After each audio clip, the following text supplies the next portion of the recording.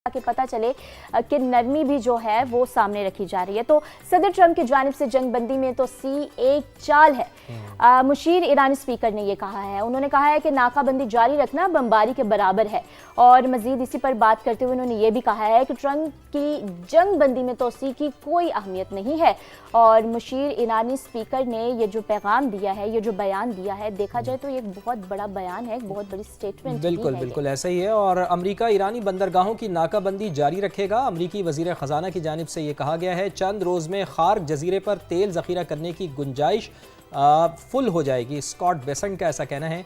Iran तेल के कुएं बंद करने पर मजबूर हो जाएगा। अमरीकी वज़ीर ख़ज़ाना ये भी कह रहे हैं, ईरान पर ज़्यादा से ज़्यादा दबाव की पॉलिसी जारी रखेंगे। स्कॉट बेसेंट का ऐसा कहना है, यानी कि वही बात कि अमरीका मुसलसल दबाव बढ़ा रहा है। और आप ये समझ लें कि एक तरीके से ख़ास तौर पर अमेरिका की जानिब से जो ये इक़दाम उठाया जा रहा है, एक स्मार्ट मूव इसको करार दिया जा रहा है। तो ताज़ा तरीन सूरत हाल क्या डेवलप हो सकती है, आगे क्या मामलात हो सकते हैं, तज्ज़ियाकारों की तरफ मेरा ख्याल है हम चलते हैं। बिल्कुल हमें जाना चाहिए तज्ज़ियाकारों की तरफ और उनसे अपना तज्ज़िया भी लेना चाहिए। तो पॉलिसी जो है वो जारी रखेंगे स्कॉट बेसेंट की जानिब से। तो डॉक्टर ताहिर रोहेल साहब हमारे साथ मौजूद हैं, डेमोक्रेट रहनुमा हैं।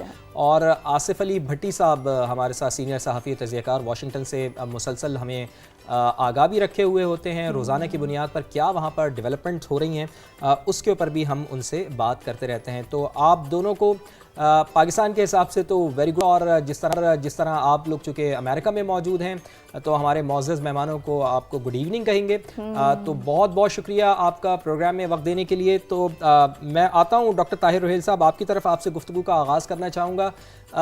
मजमूई तौर पर जो हम रात से देख रहे हैं यहाँ पे पाकिस्तानी वक्त के मुताबिक कोई 1:15 बजे रात को अमरीकी सदर ने यह ऐलान किया है कि जंग बंदी होगी। और जंग बंदी ऐसे होगी कि जब तक मुज़ाकरात में कोई नतीजा नहीं आ जाता तो उस वक्त तक ये जंग बंदी कायम रहेगी। लेकिन ईरान की जानिब से डॉक्टर साहब ये बताया जा रहा है, उनका जो रिएक्शन सामने आया है, उन्होंने ये कहा है कि जब तक नाकाबंदी ख़त्म नहीं हो जाती आबनाए हुर्मुज़ की, उस वक्त तक वो मुज़ाकरात की टेबल पर नहीं आएंगे। तो मजमूई तौर पर डॉक्टर साहब क्या लगता है आपको, आने वाले दिनों में क्या मुज़ाकरात की टेबल सच पाएगी?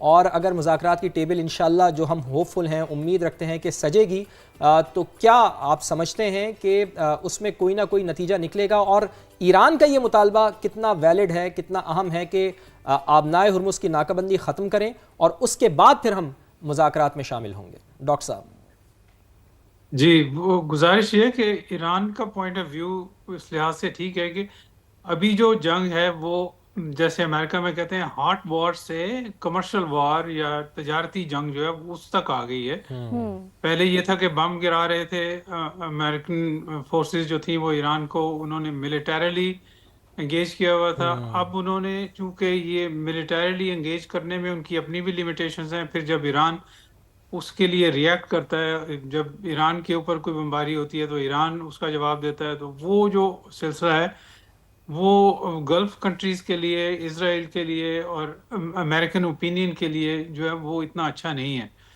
तो ट्रम्प साहब की जो मकबूलियत अमेरिका में कम हो रही है वो इस